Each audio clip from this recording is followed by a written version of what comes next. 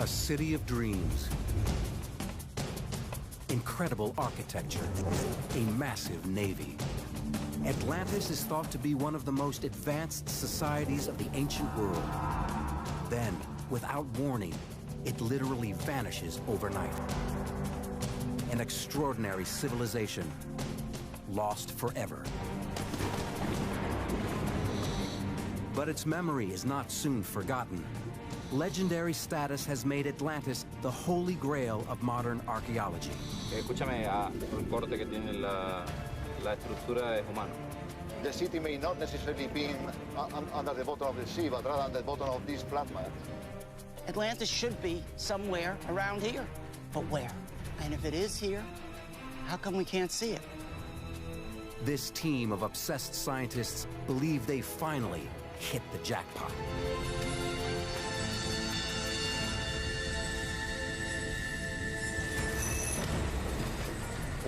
The extraordinary tale of Atlantis reaches back to the very dawn of Western civilization. This city of Atlantis is seen by many as the mother of Egypt and Mesopotamia and Israel and Europe and all the other civilizations that began in this area. And if it began here, we may be looking at the single most important site for humanity. The discovery of Atlantis would completely rewrite the early chapters of history. Myth would become reality. So finding this mysterious sunken city has become the stuff of obsession. Generation after generation has set out in search of her, but every quest has ended in failure. Now, with the help of modern technology, one team may finally beat the odds. They're employing everything from satellite photography to ground-penetrating radar to underwater archaeology in a passionate bid to find the sunken city.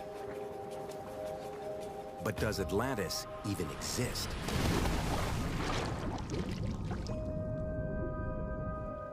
The legendary city may be just that, a legend. Over millennia, the story of the ancient city has taken on a life of its own, transformed into countless fantasy lands.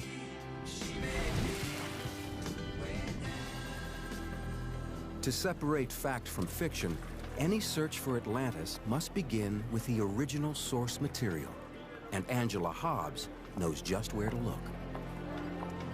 All we know about Atlantis comes from a few pages of the book that I'm holding in my hands, written by the Greek philosopher Plato. He is the gold standard. There is no other ancient source for the myth of Atlantis. This is it. The records speak of a vast power that sprang forth from beyond, from the Atlantic Ocean. For at that time, this ocean was passable, since it had an island in it in front of the strait that you people say you call the Pillars of Heracles. Plato's descriptions of Atlantis are incredibly intricate. His writings provide any Atlantis seeker a detailed roadmap. According to Plato, Atlantis was an island kingdom with land rings and circular harbors, situated just beyond the Pillars of Hercules. Many believe that the Pillars of Hercules describe the peaks that flank the entrance to the Strait of Gibraltar, the northern pillar being the Rock of Gibraltar, and the southern pillar a corresponding peak in North Africa.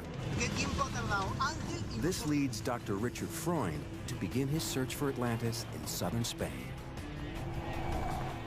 The Pillars of Hercules was known by every single ancient writer as being located in what we call today the Straits of Gibraltar. This bay is located just beyond those ancient Pillars of Hercules. Freund focuses on the Guadalquivir River Delta and Doñana National Park. He believes a massive ancient bay once existed here in antiquity. Here we are in the largest marsh in southern Spain, hundreds of square miles. It is massive. We're talking about 40, 50 miles worth of just marsh. And archaeologists think that buried in this marsh is the lost city of Atlantis. In 1922, archaeologists George Bonser and Adolf Schulten proposed that Atlantis is hidden under these mudflats. But for decades, most scholars ignore the theory. Then, in 2004, a young German physicist named Rainer Kuhn makes headlines using satellite photography to resurrect the Bonser-Schulten theory. I am here within the mudflats of the Donana National Park. It is exactly here where I think that Plato's Atlantis was located. Kuhn observes strange circular patterns in a satellite photograph of the Donana mudflats. Comparing the photograph to the detailed descriptions in Plato, Kuhn becomes convinced that the lost city is here in southern Spain. In his writings, Plato describes a port city with 3 rings of concentric harbors and gives exact dimensions for each. Kuhn believes that the circular patterns he sees fit Plato's measurements. And there's more. In his writings, Plato describes 2 temples on the center island of Atlantis. One dedicated to the god Poseidon. Within the circular patterns on the Donana mudflats, Kuhn finds a rectangular anomaly. When he calculates its dimensions, it comes up a perfect match to Plato's description of Poseidon's temple.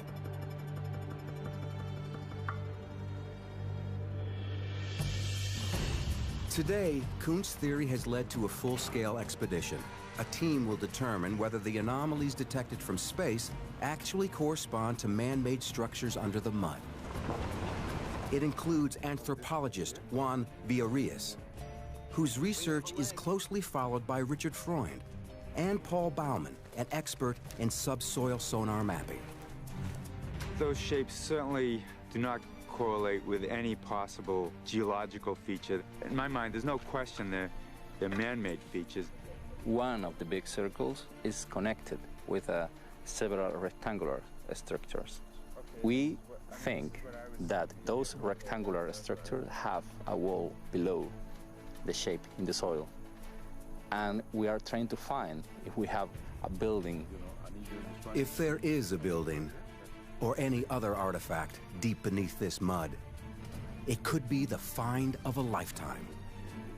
If they can excavate and come up with just a few really good artifacts that can be dated to 4,000 years ago, then we have evidence for one of the great myths in civilization, the myth of the beginnings of Atlantis. Even on this team, there are skeptics who say the long-lost kingdom of Atlantis is just a myth.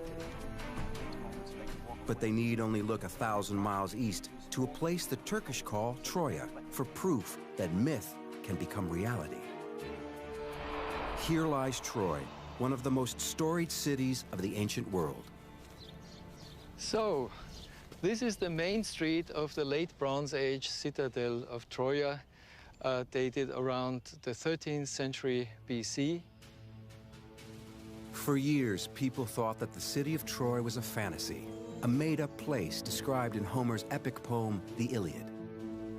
In the 3,000-year-old story, Troy is the setting for the Trojan War and the legendary Trojan horse, where the warrior Achilles fights for the beautiful daughter of Zeus, Helen of Troy. Like Atlantis, Troy was thought to be just a myth. Those who searched for it were ridiculed. There were many voices that would say that this story is pure fiction, that Troy does not exist.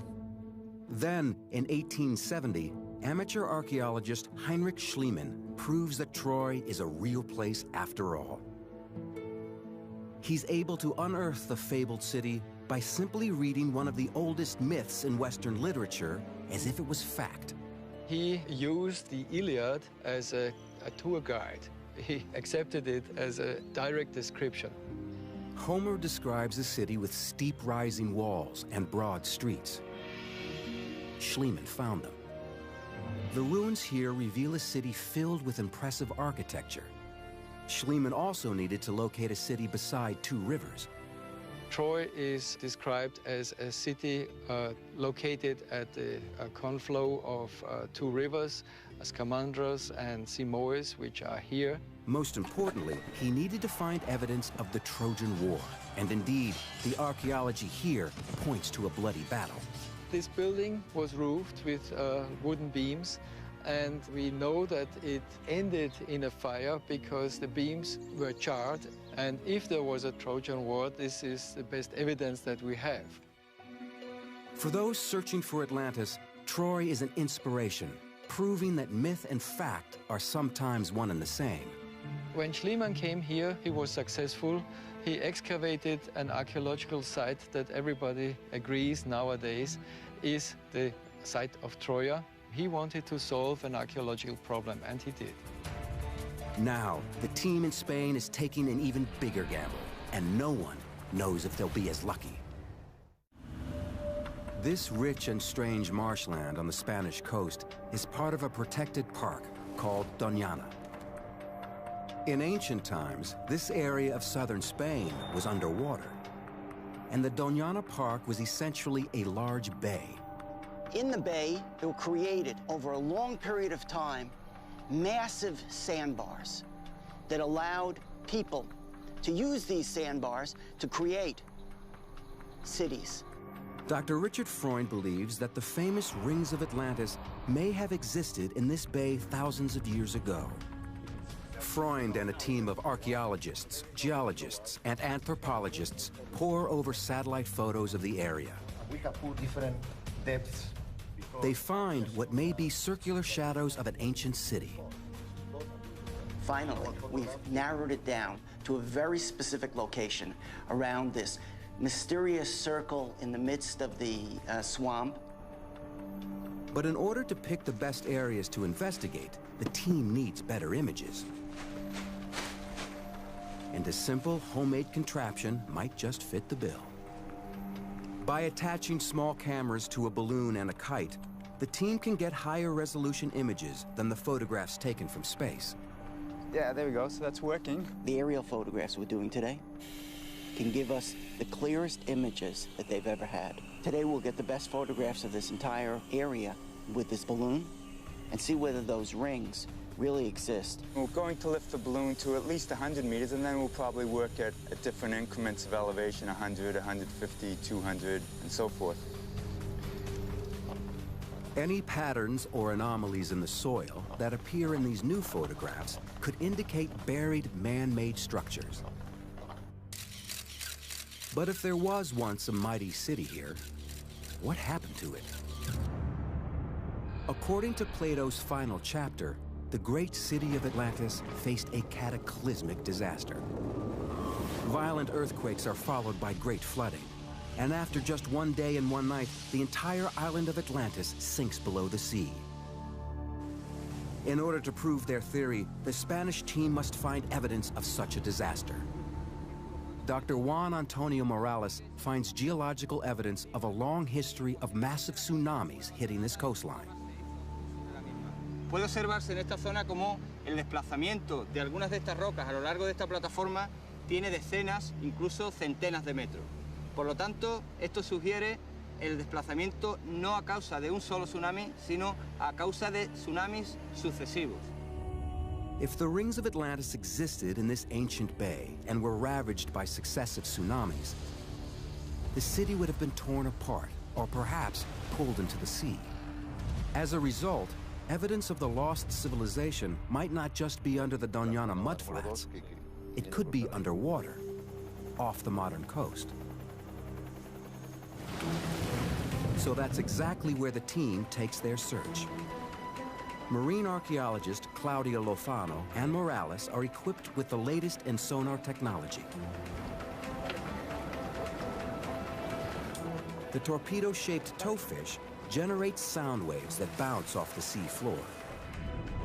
When the signals return, they're received by a computer on deck that converts the sound waves into images. Any formation that appears on the sonar imaging system is mapped and its coordinates recorded. We have seen an anomaly, which is a vertical wall. This is very different to a geological formation. magnífico. It is a vertical structure. Right now we found an anomaly that is not geological at all. It's very big, it's very high. Two walls, 1, 2, completely vertical. It's very nice. And the shape is not natural. It's attractive. Claudio and Juan Antonio locate what looks to be a large structure 39 feet below the surface. They'll have to return and dive the site. But some think the Spanish team is looking in the wrong waters entirely. The search for Atlantis has plagued many great minds over thousands of years. Scholars have scoured the globe searching for its ruins. For some of these explorers, Plato's description of the city's sophisticated architecture and society clearly points to just one location: the islands of Greece. And underneath the clay soil on this hilltop in Crete lies evidence of an ancient civilization way ahead of its time. Archaeologists call it Minoa. Minoans were real master builders. I'm walking on a 4,000-year-old street, which was probably the main access to this Minoan settlement. Beautifully paved with very large slabs, specially cut for this building. All over the island you find elaborate architecture with major ceremonial halls, with frescoes, with shrines, and they really had a very sophisticated life. Plato says Atlantis boasts gorgeous temples and shrines, with a highly ornamented palace situated on the central island. The Minoan architecture on Crete seems to reflect the same blueprint. We're in the palace at Knossos, the major site of Minoan civilization, with this massive palatial structure at its core. Could this be the great central palace that Plato describes? This is a megastructure covering about 10,000 square meters. Now, this kind of architecture required incredible planning to get the stones from the quarry, to transport them here, to have the skilled masons work them. To create this kind of straight line and the different kinds of shapes would have been very, very difficult. Walking amongst the breathtaking remnants of their ancient world, it's easy to imagine the Minoans calling their city by another name: Atlantis. To match the descriptions of Atlantis, the Minoan city also has to have an acropolis with dwellings and halls. And it's all here at Knossos. According to Plato, the bull is a central part of the Atlantean culture. In Atlantis, sacred bulls roam free around the temples. They're worshipped by priests and sacrificed in honor of Poseidon. Here in Knossos, it's obvious bulls were once a powerful symbol. I'm above the northern entrance passage at Knossos, and behind me is this imposing bull fresco. Now, it really seems as if the bull was a very significant part of Knossian political propaganda. There's a bull leaping scene found in fresco fragments over in the east part of the palace as well. The cultural importance of the bull, the stunning architecture, the depictions of a utopian lifestyle, together paint a familiar picture. It seems possible that the people we call Minoans are really the long-lost people of Atlantis. But Atlantis famously came to an end. Plato says the city was destroyed in a single day and night. Evidence suggests the Minoan people may have suffered a similar fate. It's from this kind of archaeological evidence that we can deduce some kind of a crisis situation. A lot of things went bad. On the southern coast of Spain, researchers have discovered buried structures they believe may be the lost city of Atlantis. It's not geologic at all. But there are those who think the Spanish team is way off course, that Atlantis was actually located in the Greek islands. The archaeology here is convincing. There is evidence that the Minoan people of Crete suffered a terrible disaster, an ancient cataclysm that may have wiped out this advanced civilization just as Plato describes. Clues to this catastrophe can be found 85 miles north of Crete on the Greek island of Santorini, also known as Thera. The disaster that occurred here nearly defies description. It's a volcanic island, and the volcano exploded very, very spectacularly about 3,600 years ago. And we have here evidence with this very impressive architecture, not even excavated, it's just being exposed as it's eroded by the sea. And you can see here evidence of the Theran eruption with ash layers and pottery showing that this building was destroyed at exactly this time. The ash cloud from Thera blocks out the sun for days. For the people of Crete, the effects are devastating. You had these huge ash clouds arriving on the island of Crete, and they deposited sort of like thick packages of volcanic ash that must have caused tremendous problems in their agriculture, in their shipping, in their commerce. A lot of people probably lost their houses. You had volcanic winters. A lot of things went bad. The earthquakes and massive volcanic activity on Santorini likely produced tsunamis, gigantic waves that crash onto the north coast of Crete. These waves would carry with them volcanic pumice, a very porous and solidified lava rock. Evidence of pumice on Crete could be proof that an ancient tsunami hit here. There's some spots along the north coast of the island where you found like pumice deposition. That is probably related to the Santorini eruption. And there's been recent activity from archaeologists suggesting that those deposits could really only have been caused by something like a tsunami. Minoan architecture, temples, art, culture. It's all wiped out by one of the most powerful eruptions in human history. The case linking the Minoans to Atlantis is strong, but the legend of Atlantis hinges on its sinking and overnight disappearance. And for the Minoans, the eruption of Thera is not the end. Some managed to survive. We have clear continuity in the Minoan civilization after the Theran eruption. We can see archaeological layers showing the occupation at the time of the eruption, and then rebuilding and reoccupation straight away afterwards. It seems that despite compelling evidence, this is not the place that Plato describes. The Minoan civilization did not sink into the sea. It persevered. Ultimately, this triumphant story of survival is the greatest evidence against the theory. But back on the mudflats of Spain, the jury is still out. Dr. Freund and his team believe they're on the verge of uncovering a city that fits all the criteria laid out by Plato. We're standing here at the outskirts of the Doña Ana National Park, the source of tremendous speculation that perhaps this was the place where Atlantis was located, and this was the place, the mud, the shoal into which it disappeared. In Doñana Park, the team reviews the new aerial photographs taken from their kite and balloon cameras. And then oh, this is interesting right here. This picture right here at the higher altitude, you may see this rectangle that we were talking about. Any circular or rectangular patterns could provide strong evidence of a footprint of a lost city. This particular feature was not included in our list, so this is new that Paul's photography has revealed to us. And this area has been cleared by the grass cutters for thatch. And even after clearing, the feature was still visible from the kite photo. It's clearly not just a feature that's visible in vegetation, but visible in the earth.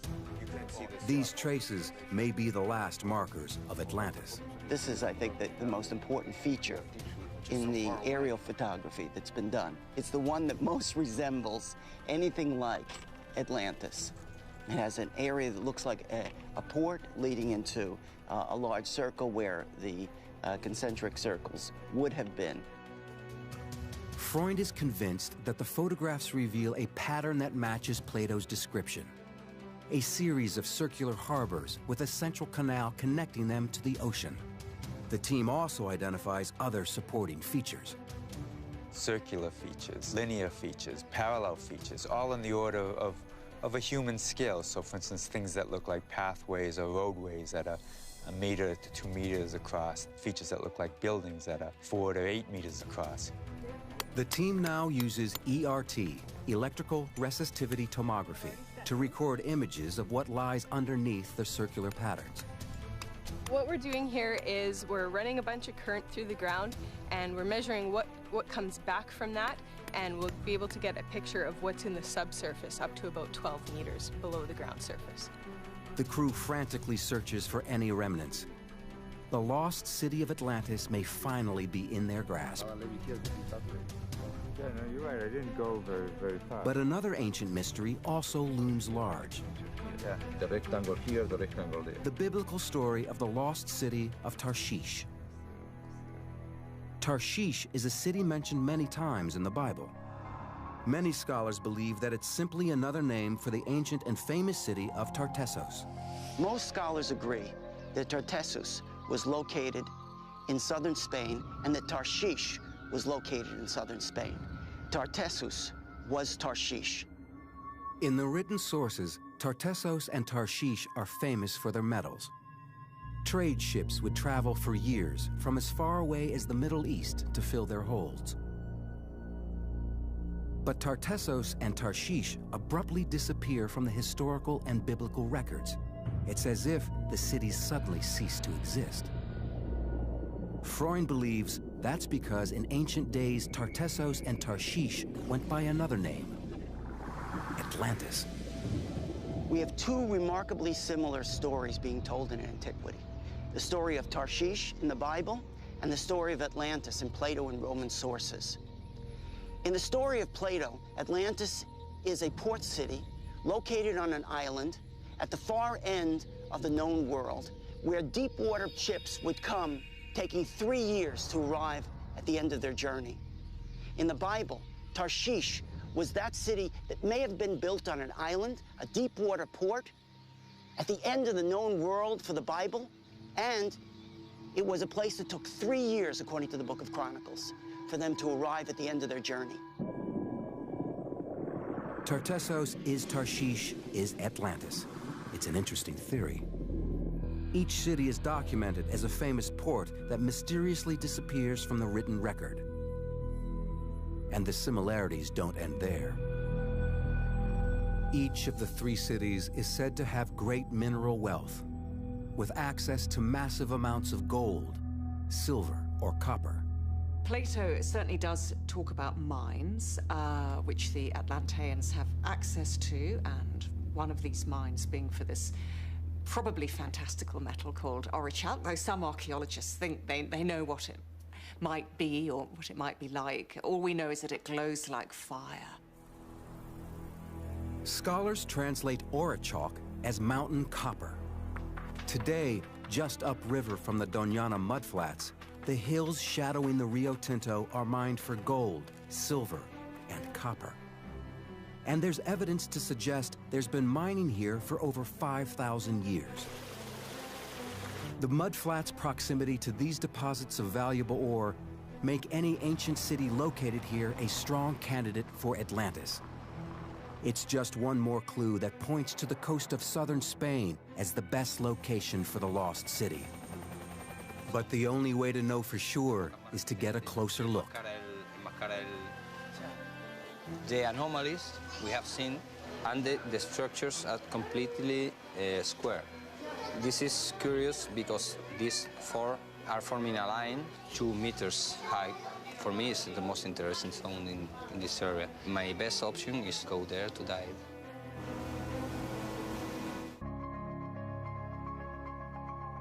Using side-scan sonar, the team isolates 5 areas off the southern coast of Spain that may hold remnants of the lost city of Atlantis. The sonar images show what looks like man-made structures on the seafloor. Right now we are sailing to one of the points that we want to check. We call it the cathedral. It's really big. It's about 40 meters long. The main characteristic that we are looking for is if it's human-made or not. It's the beginning of storm season.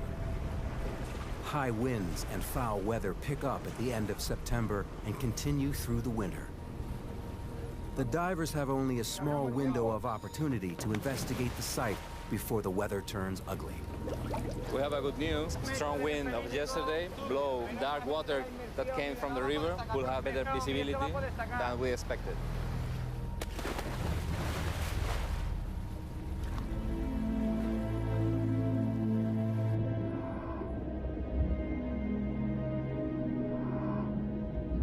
Nearly 39 feet below the surface, the divers discover some unusual formations.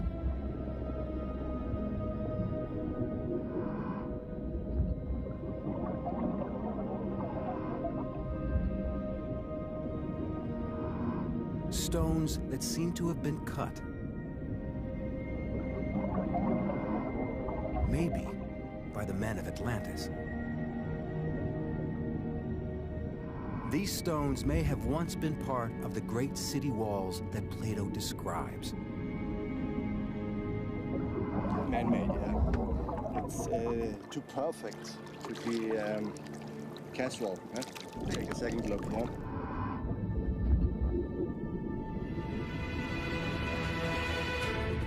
Escúchame, entonces yo no quiero utilizar la radio para decir estas cosas. Ha encontrado Vladi unas vigas, una piedra redonda circular hecha por el hombre y todo el corte que tiene la estructura es humano.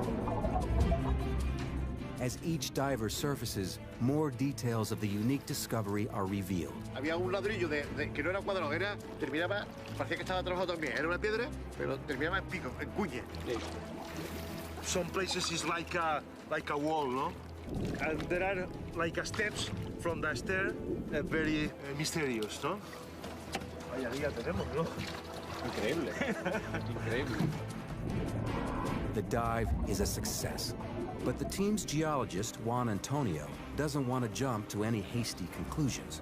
First, he needs to review the hours of underwater footage. Any discoveries from the diving expedition could be linked to potential finds in Doñana, so the team continues their search on land. Archaeologists conduct a careful survey of the surface, hunting for any cultural remains. When we're looking for Atlantis, we're not just looking for the buildings of Atlantis. What we're looking for is the culture of Atlantis. We may not find all of the contours of the city. You could find a wall, you can find two walls, you can find rectangles. It still doesn't connect it directly with the ancient Near East and all of the great civilization from the Aegean through the Mediterranean. But every once in a while in archaeology, you come upon a smoking gun, something that connects all the dots for you. While searching within the large circular patterns in the soil, Freund and his colleagues suddenly discover two incredible artifacts.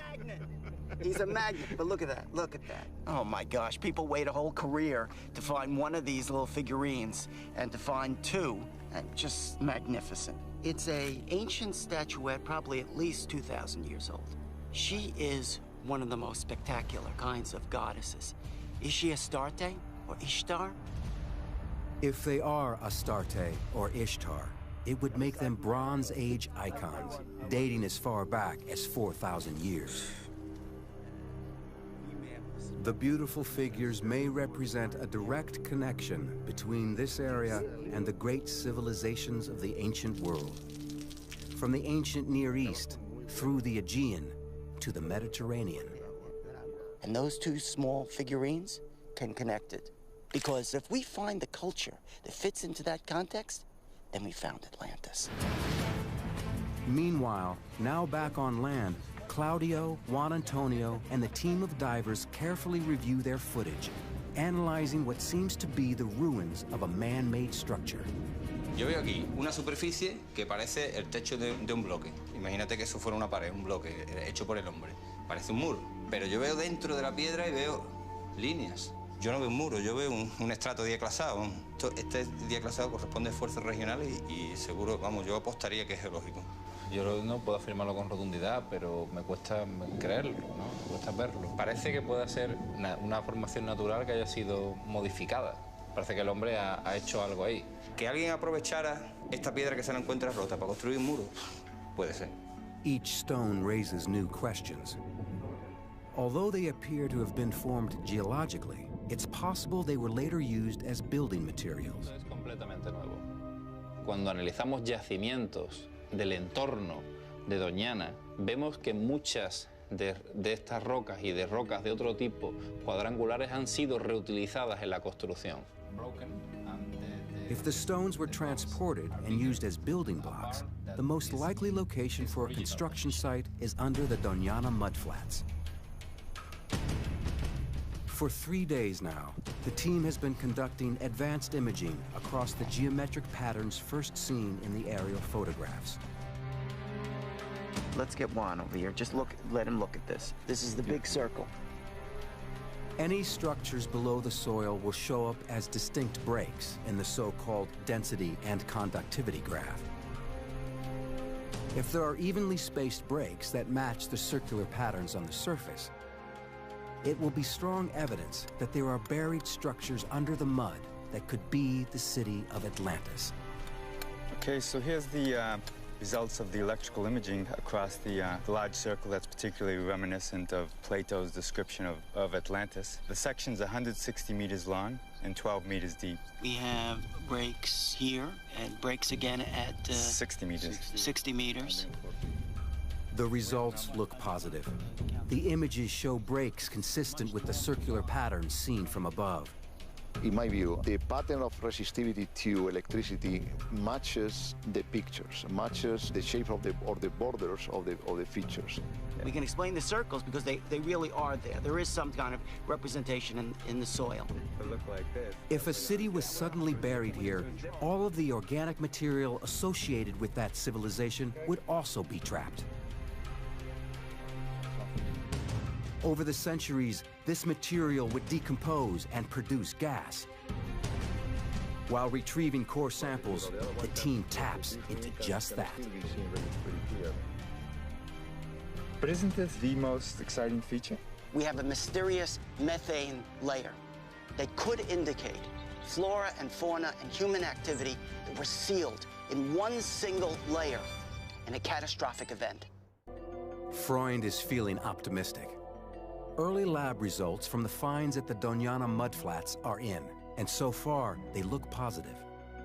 Carbon-14 dating has told us that artifacts found inside of the marsh go from the period of 5,000 BCE all the way down to approximately 2000 BCE. We have a coring that tells us there was a deep water port that continued into the center of this marsh. Electrical resistivity tomography identifies that there were actual signatures of walls that were located below the surface. And we have a mysterious methane layer that was sealed about 6 to 9 meters below the surface. It goes down deep. What is it? It must be about 5 meters? No. Methane is created by the decomposition of organic matter. If the entire Atlantis civilization was suddenly buried, it could create a huge deposit of trapped methane, like the one found by the research team. Although other explanations for the gas are possible, its unique location, coupled with the history of tsunamis on this coast, together make a strong case that a tsunami crashed onto this site and buried a city. The surrounding flora, fauna, and people would have all died. The researchers are anxious to excavate, but there's groundwater right below the surface, and that poses serious problems. Going deeper than 7 meters is technically very complex and very expensive. Yeah. It could be years before anything is unearthed here. But further inland, other Spanish archaeologists have recently made a discovery that could lend further evidence to the Doñana theory and point the way to Atlantis.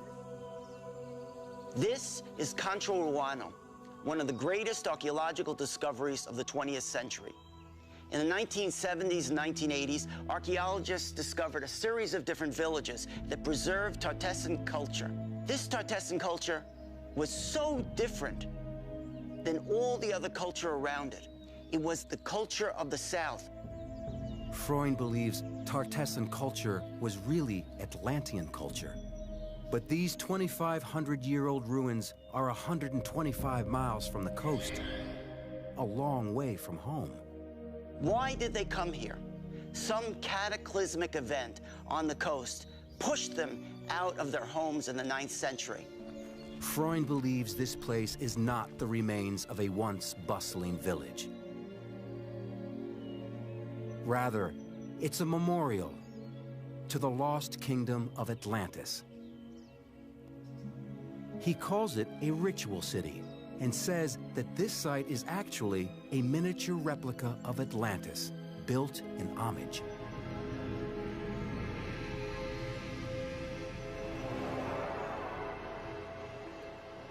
Concho Roano is just one of several ritual cities found in this area. The people who built these sites were commemorating something.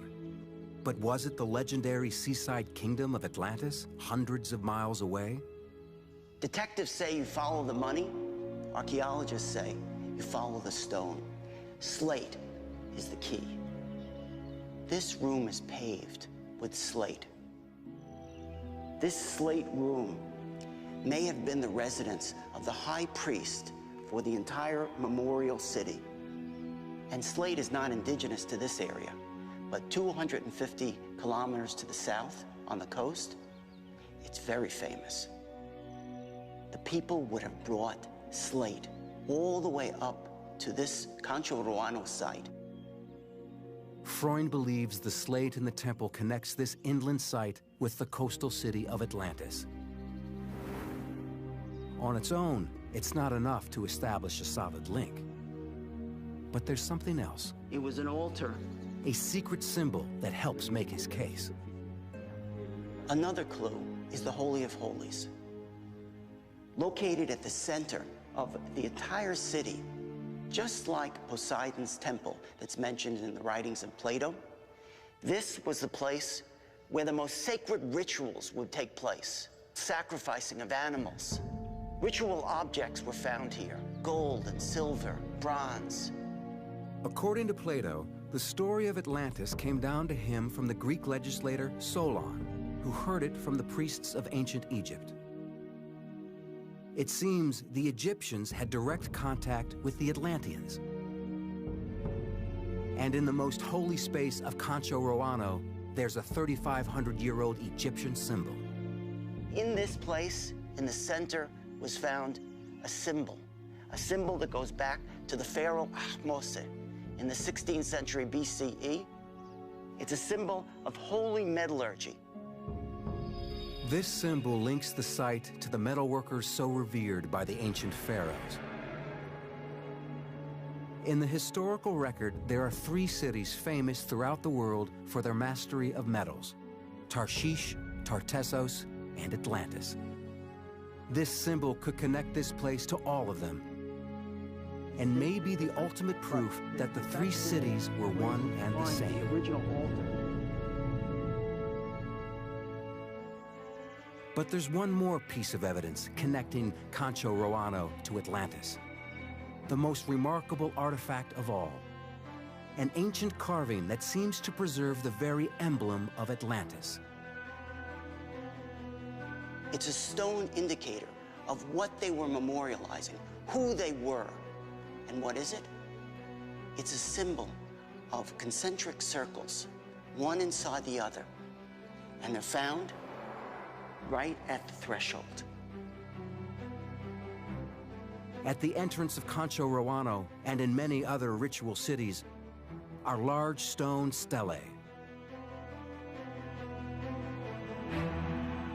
As you would come up to the city, you would see this standing stone in front of a warrior with his sword drawn, and here we have the concentric circles of the city that he's guarding. This signpost points to a city with one entrance in, and coming out. And in the center, the same thing that Plato is describing in Atlantis, central shrine of Poseidon.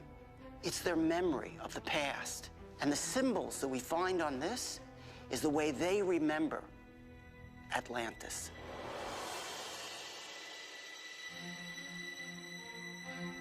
If this structure was built by refugees from Atlantis, then this is the shared memory of their sunken home.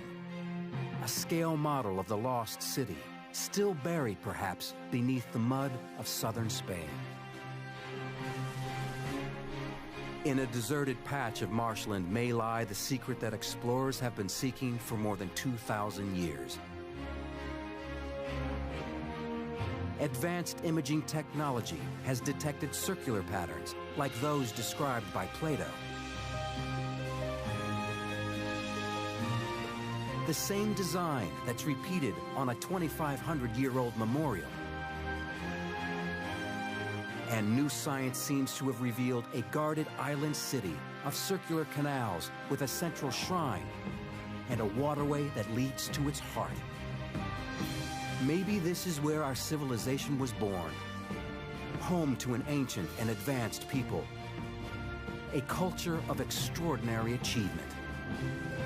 Perhaps submerged beneath this ground is the place we call Atlantis.